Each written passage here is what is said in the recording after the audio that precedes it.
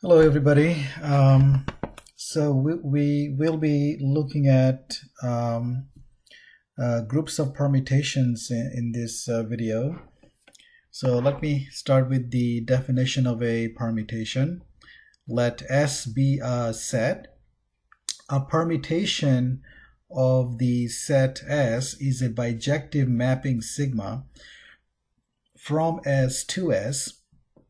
So this is a bijective mapping of S onto S.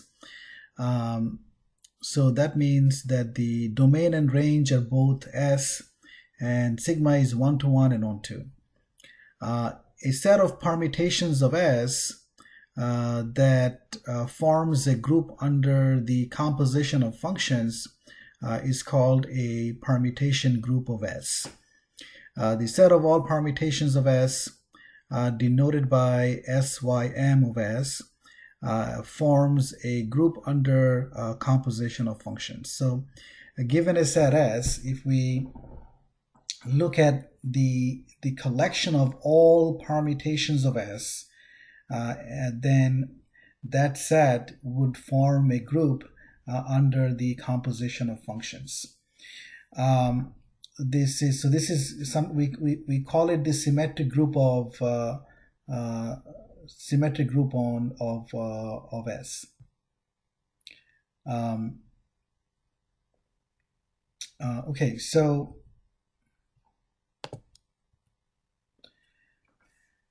if I look at the function f of x equal to x cubed, is that a permutation of the set of real numbers? Well, then we have to answer a couple of questions here. This function is the domain and the range is the domain and the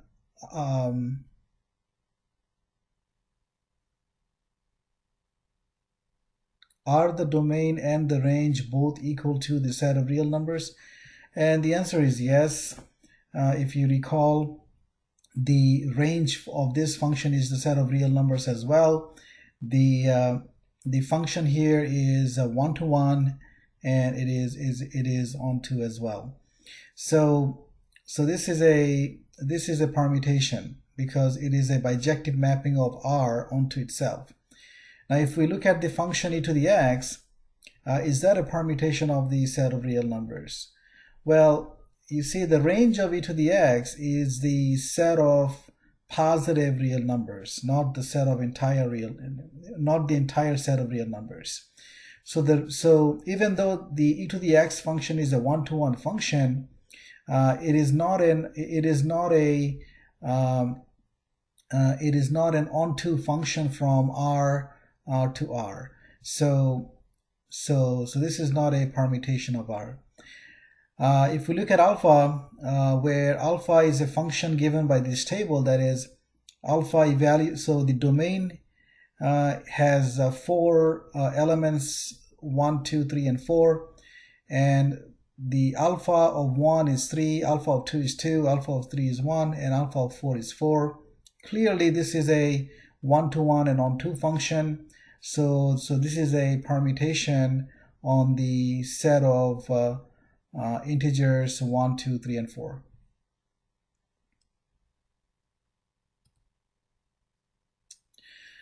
If we take A to be the set of all positive integers up to n, then the group of permutations of A is called. So what do I mean by the group of permutations of A? That is, what I mean by that is the collection of all permutations of A, and that is called the symmetric group of degree n, and it is denoted by Sn.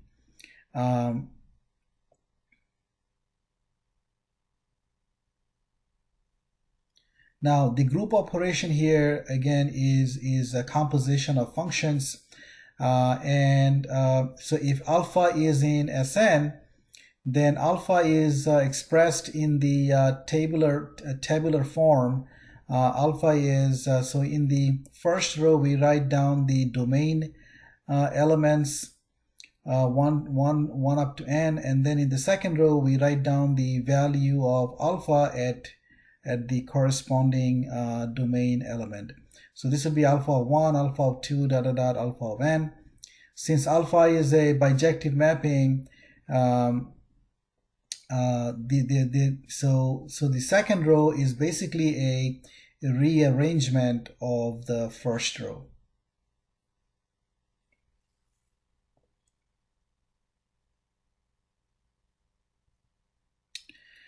How many permutations are there on n elements?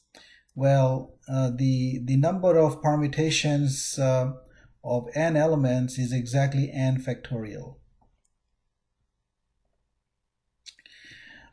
For alpha and alpha, for sigma and tau, the composition of sigma and tau is given by this permutation here.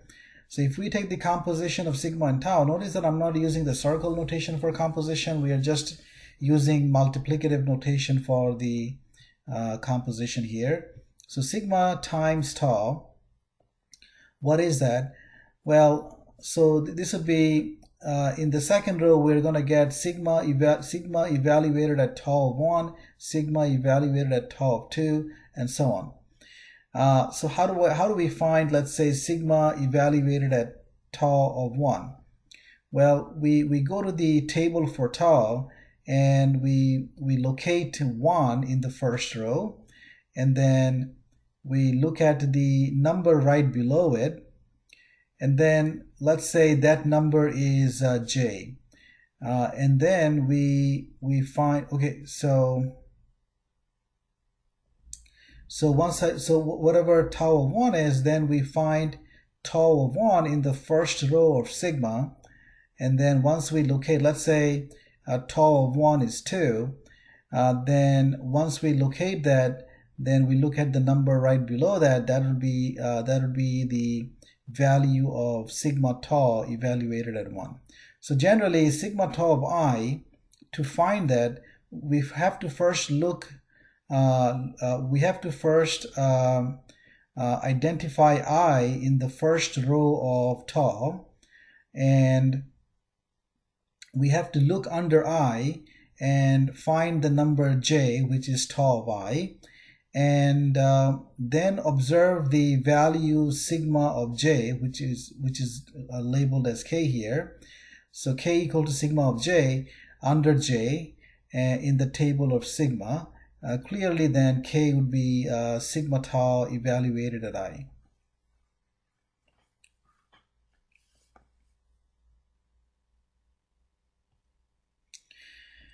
All right, so here we have alpha and beta, and we want to find alpha times beta and beta times alpha. Again, when I say, when we are multiplying alpha and beta here, we mean we are taking the composition of alpha and beta.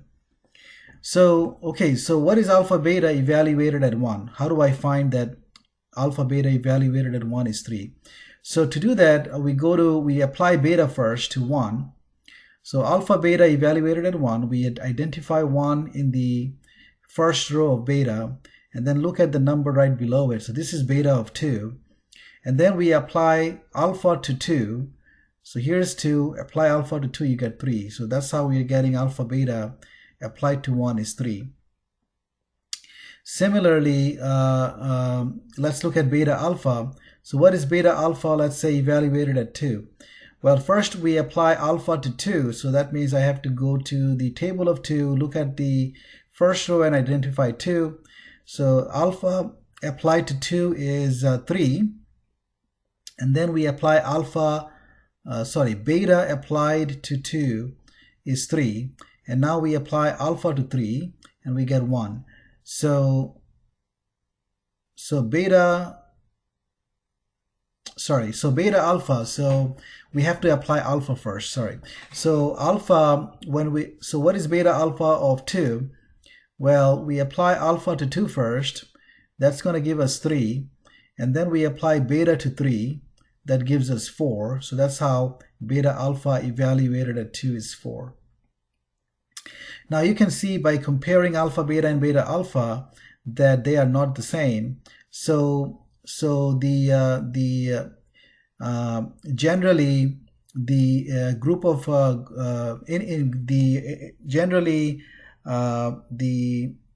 the symmetric group of S is not commutative. That is, the group of permutations of S is generally not a commutative group. Here's an exercise where you need to find alpha beta and beta alpha. So here we want to show that the Sn, which is the group of permutations of n elements, we want to show that Sn is non-abelian, that is for n greater than or equal to 3. And to see that, I'm going to take alpha to be the permutation. So we are assuming that n is bigger than 3. So I'm not so there are n elements here, but so that's why I'm writing dot dot dot. I'm going to take the permutation which is like which is this one. So this is this is a cycle notation which I'm going to explain more later. But this permutation is basically where 1 goes to 2 and 2 goes to 1, and all the other elements are fixed. So 1 goes to 2, 2 goes to right here, beta is 1, 2. So 1 goes to 2, 2 goes to 1, and each of the other elements are fixed. And alpha is this cycle, 1, 2, 3. So that's the permutation where 1 goes to 2, 2 goes to 3, and 3 goes back to 1. And all the other elements are being fixed. So now if we multiply alpha and beta, then what we're going to see is that we're going to get 1 goes to 3 and 3 goes to 1, and all the other elements are fixed. If we look at beta alpha, then we're going to get that 2 goes to 3 and 3 goes to 2, and all the other elements are fixed. So clearly alpha beta and beta alpha are different. And so we see that when n is greater than 3, the Sn is non-abelian. That is, it's not a commutative group.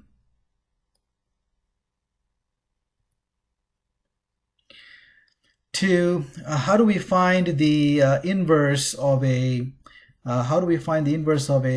permutation, sigma, let's say? Well, to find the inverse, so basically, what is the inverse of sigma evaluated at j? Well, we have to first locate j in the second row, and then in the second row of the table of sigma, and then observe the value I right above j. So then j would be sigma of I, so sigma inverse of j would be I.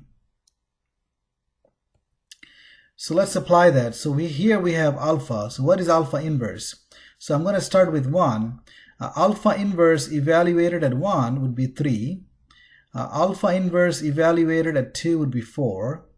Alpha inverse evaluated at 3 would be 2.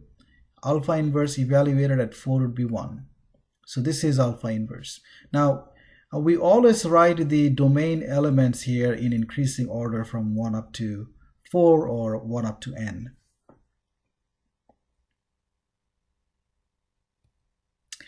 Here's an exercise to find the inverse of a permutation. Okay, so I'm going to stop the video here, and in the next video we will be looking at cycles.